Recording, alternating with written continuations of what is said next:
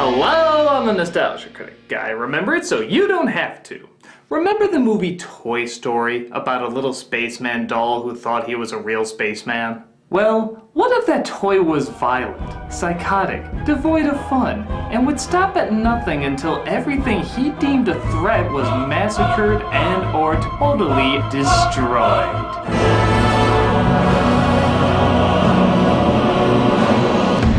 It'd be awesome! But instead we got small soldiers.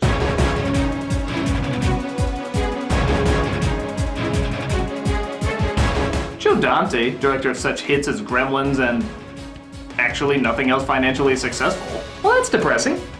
Returns to little creatures causing a riot throughout the town, except this time it's with toys. This was also one of the earliest films from the newcomer studio DreamWorks. And seeing how they have the habit of uglifying recent Disney hits, it only made sense to give Toy Story a shot.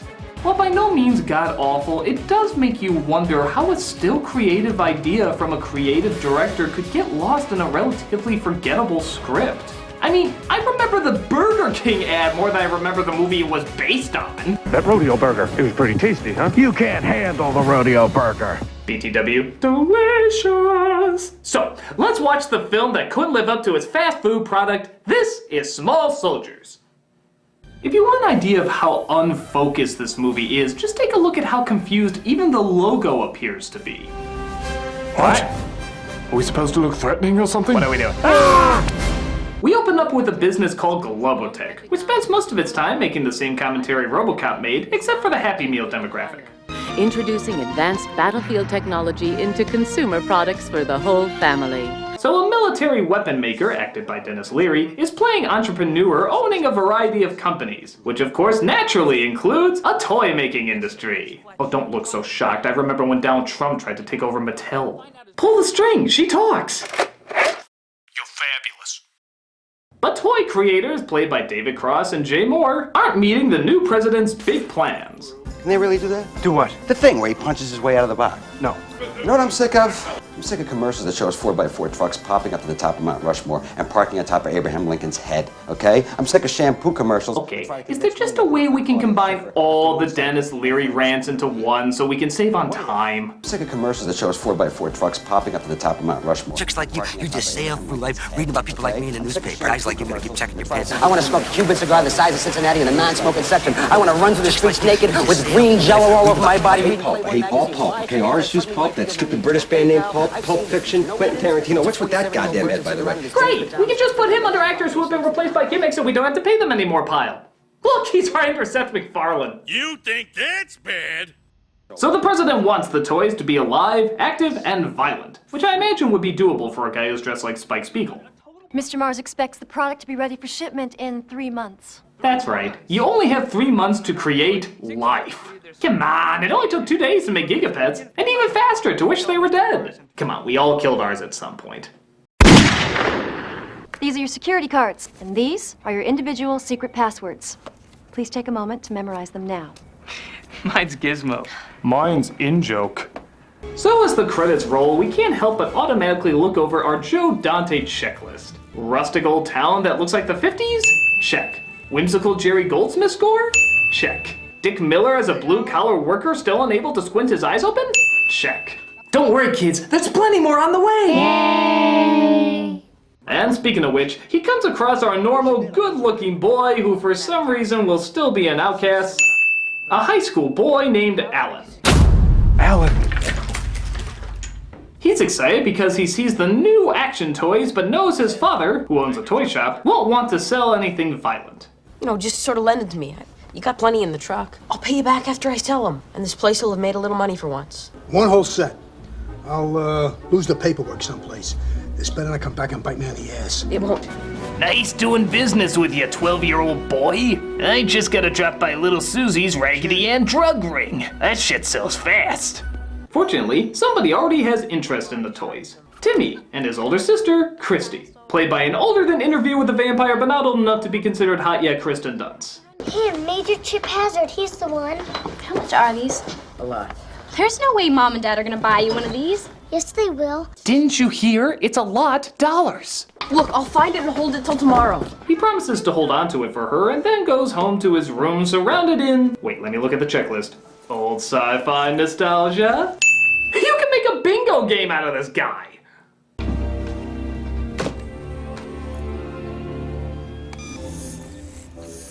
Oh my god, he left the vibrator on. Look, I know it's PG-13, but younger kids might be watching. Oh, it's just a toy. Unless they're designed like... No. Greetings. I am Archer, emissary of the Gorgonites. By the way, that's Frank Langella as the leader of the Gorgonites. Because, you know, the last time he played an action figure worked out so well in his favor. What is your name? I'm Alan. Now shut up. Greetings, Alan. Now shut up. What did you say? I'm saying that when the Gorgonites do it, it's not illegal. His enemy is Chip Hazard, played by Tommy Lee Jones, getting his team riled up by lighting their glowing crotches of power. Our mission, destroy the Gorgonite enemy, defeat him. Yes, sir. There will be no mercy. The real funny thing is that in the...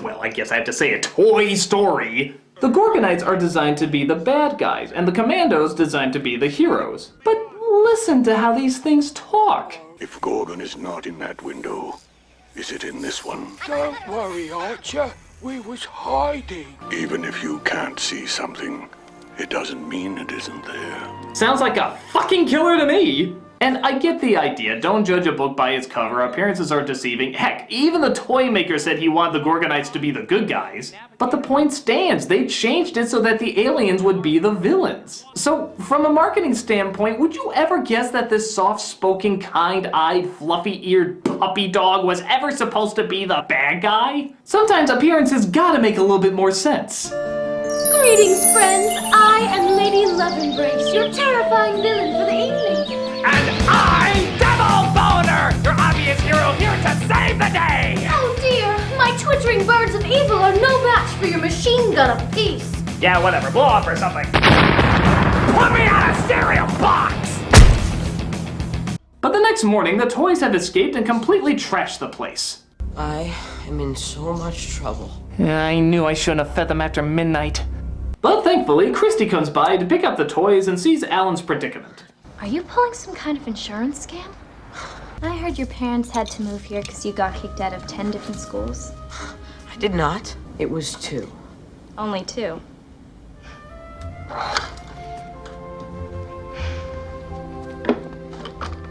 So, The music's indicating we should have a moment. you need some help?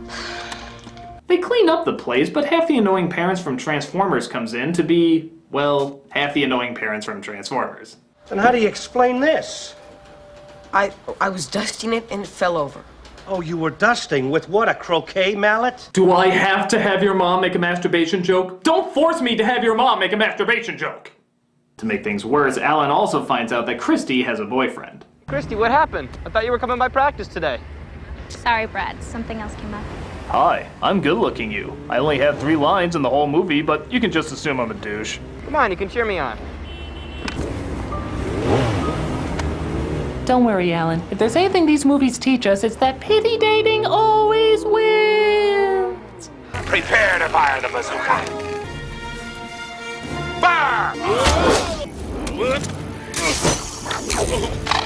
Well, we might as well start this up. The scene's clearly ripping off Toy Story. We already got the toys who thought they were real. Now how about the dog chasing the toy, trying to hold on to something moving on the road? And to top it all off... It's a small world after all. Now, I don't think they technically said that in Toy Story, but it's Disney. I'm sure they snuck it in somewhere. Meanwhile, Globotech is busy pushing their new line. Take over 100 merchandise licensees for the next 2 months. For the next 2 months. You won't be able to turn Thank God the Rodeo Burger ad didn't have that in it. Burger King, we're fucking scary. These microprocessing chips, what do they do and where'd you get them from? They were designed for the Department of Defense. They figure out the chips that they put in those toys were actually munitions chips, which belong to a division, of course, headed by Joe Dante Chekhov number 6, Robert Picardo. Worked out better than you dreamed, didn't they? Actually, there was a little bit of a problem. Then it's with your software. I don't think there's a problem with the software, Ralph. Oh, you don't? He's always so good at saving a mundane product. You can just start every performance with, "Please state the cinematic emergency." Imagine a microchip. Imagine it can be used to instantly upgrade any system. Then, imagine it can learn. What are you talking about? Artificial intelligence? No, actual intelligence. From an artificial life form. Wait. But the Commandos have a plan to capture Archer in Alan's home.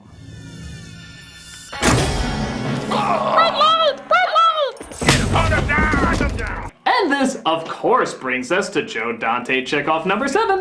Everything in the kitchen being a big, scary weapon. Surrender, Gorgonite ally.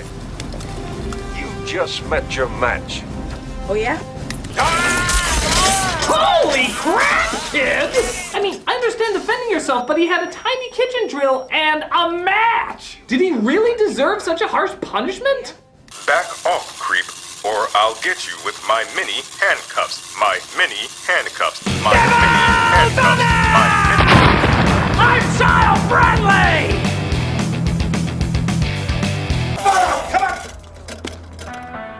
Alan, what the hell is going on here? I'm so angry, I'm ready not to believe you, no matter what you say.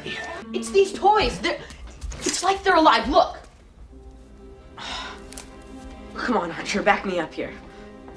Say something. Talk to me. Alan, please.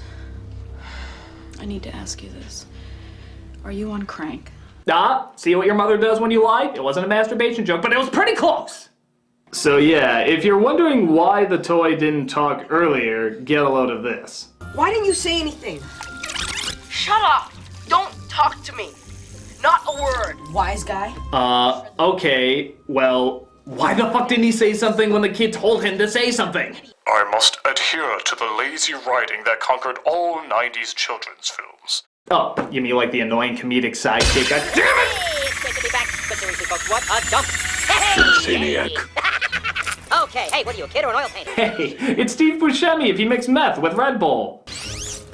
Hey. It's the Gorgonites. Oh, by the way, yes, you made Gremlins. Please stop reinforcing the idea that this movie is just Gremlins if they were toys. I mean, are we gonna have a scene where the goofy characters do goofy things that don't in any way evolve the plot, but they're gonna show it anyway because the kids always seem to like it? Why have you cut to it yet? You know it's coming. All right, quick impression for you now. Ginny Cagney, helping her well, Ma. It looks so real, don't it? Yeah, I'm sure this one was already checked off, as you knew it was gonna be in the movie even before it started. While we're at it, hello toys watching Ironic TV. There's nothing in windows. There's stuff outside them. What stuff? You know, outside. Trees. Christie's house. And beyond that? The mall. And beyond that? That's the highway. And beyond that? About 1 million acres of farm. And what's beyond Shut that? up! What are you working your way into a song? The Commandos figure out that Ellen is attracted to Christie, so they manage to work their way into her home and plan on kidnapping her. They begin with her brother. Typical sibling response. Before she makes it upstairs, the Commandos decide to recruit her very bizarre Barbie collection, including Spartan Barbie, Yodeling Barbie, and 50 Shades of Grey Barbie? Request a 3-day pass, sir. Denied. Okay, not that the existence of these Barbies isn't awesomely awesome, but there are some pretty strange and specific outfits in here, especially that one. I mean, why would anyone have such strange and peculiar... No, I'm sure I'm reading too deep into it. I mean, I'm sure this isn't anyone's weird, perverted fantasy.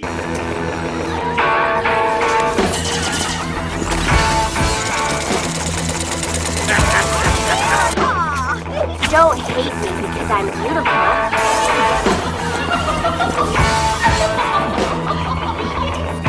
Let's do something fun. Fetish movie.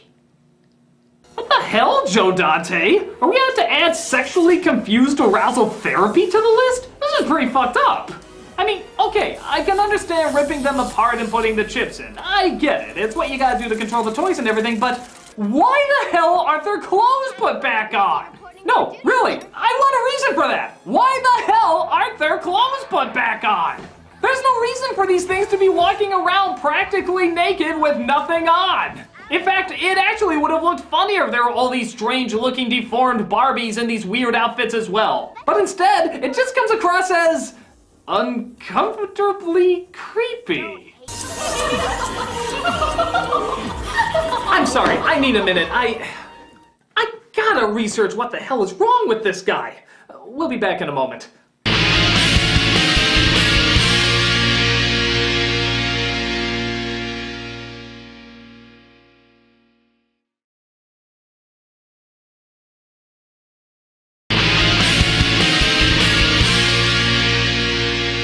Wow, apparently there is an exact term for it. Apparently it's called justification experimentation serving unusual sexuality. Or in abbreviated terms, Jesus!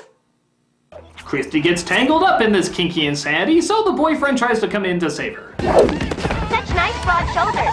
Do you work out? What's your sign, big boy? Isn't it funny that even though they had a Spartan soldier, an Egyptian queen, and an astronaut, they still all talk like dumb valley girls from the 50s? That haircut is so 5 minutes ago. Are you dumping me? Like, oh my god, this is totally Sparta! You! Maggot! An officer and a gentleman does not strike a lady. Yes, you just open up their breasts, strip them naked, and force them to be your mindless sex minions. Seriously. Jesus!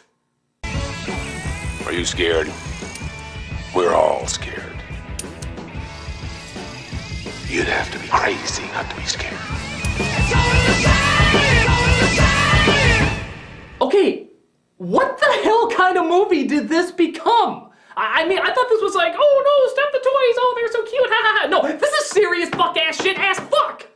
Was nobody getting creeped out while they were filming this? Did nobody ever question how fucking bizarre this scene was? Excuse me, assistant director? Yes, 16-year-old Kirsten Dunst. I just want to clarify, in this family film about toys coming to life, I'm to be tied up, a sock stuffed in my mouth, taunted in the dark, and covered by naked, evil, deformed Barbies?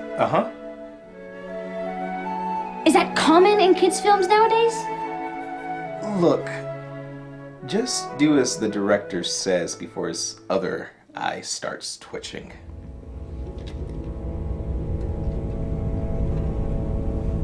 Okay, ready to start rolling, Mr. Dante? Really?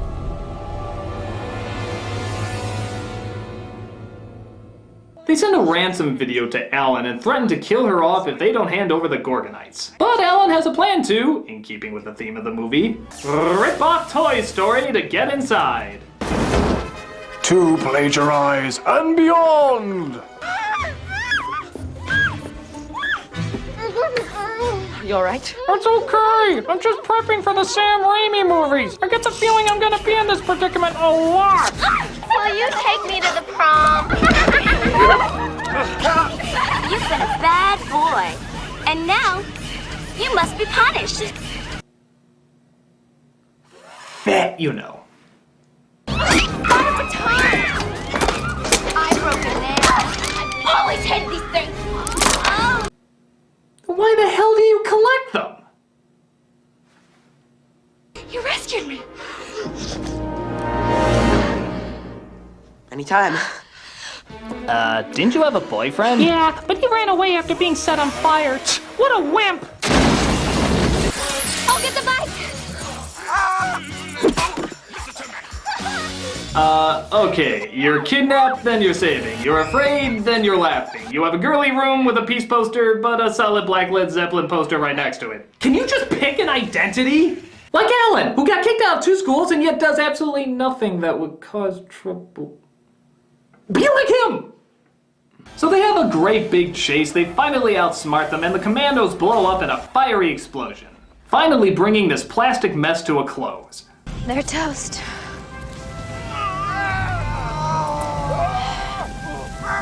And that was Small Soldiers, and let me tell you, it's got some big problems.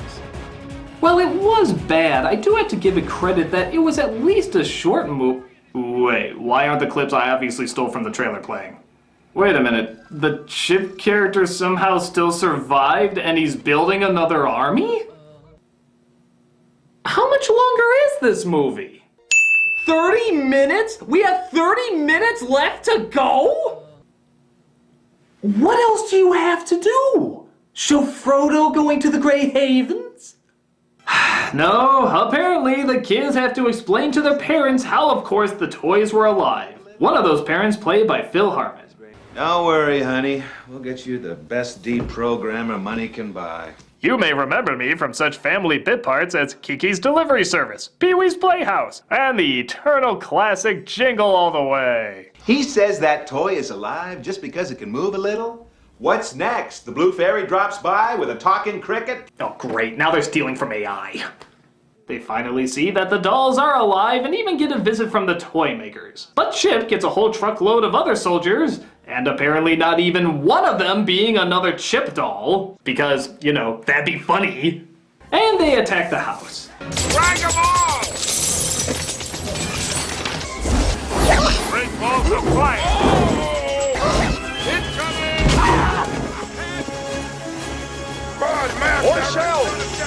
You know what's funny? For all the action, drama, and suspense that's supposed to be going on here, all I can think about is how much I really want a rodeo burger. I mean, it was amazing. It was onion rings, it was barbecue sauce, it was cheese. I heard they put it back on the menu. Seriously, check it out. It was flame broiled and delicious. The chips are not shielded against an electromagnetic pulse. A nuclear blast would wipe them out. They figure out an idea about jamming the electric transformer magnetic science fuck and decide to put it into motion.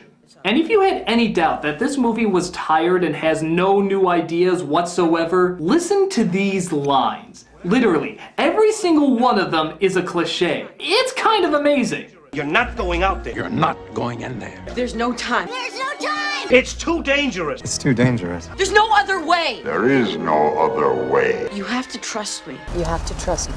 Wait, we have some more lines to cut and paste. Are you mad? It looks like this is it. Random Dennis Leary rant. Okay, orange juice pulp, that stupid British band name Pulp. So Archer goes into the danger zone! You were all waiting for it, I caved in. And gives Alan time to activate the science-y thingy. You stupid toy! That's your badass finishing line, huh? You stupid toy. There was no other scorchers you could have thought up at that moment? I don't like you, or you stupid, or... So Alan's about to get axed, but Christy comes in to save the day. Is this gonna be a pattern for our relationship? Relationship? Yeah, well, 2 kisses would throw me off too. The next morning, Leary comes in to patch things up and the Gorgonites manage to get away without anybody noticing. You're sure you guys want to do this? Yes, Alan. You know, you might not find Gorgon. It may not Alan, even if you can't see something, it doesn't mean it isn't there. We must sail to Toy Valhalla, where we will hunt the mighty squirrel along the banks of the Great Creek.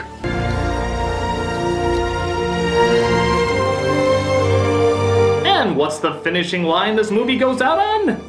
I don't know, we stole it from every other popular movie in existence. Let's just steal from Titanic. I hope we don't hit an iceberg. High note. You went out on a high note. Or was it incredibly dated and lame note? Either way, it's not very good.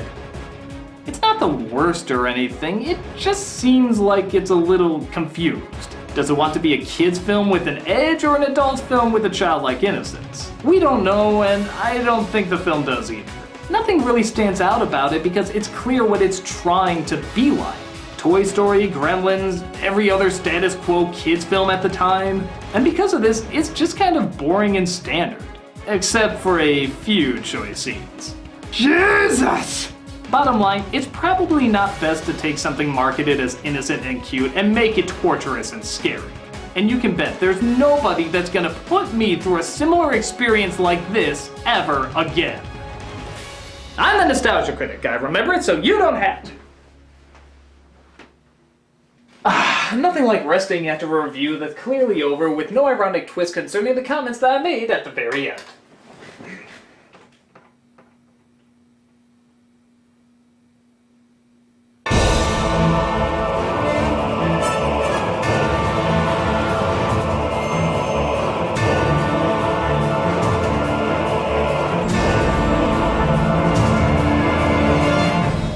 Nothing like it at all.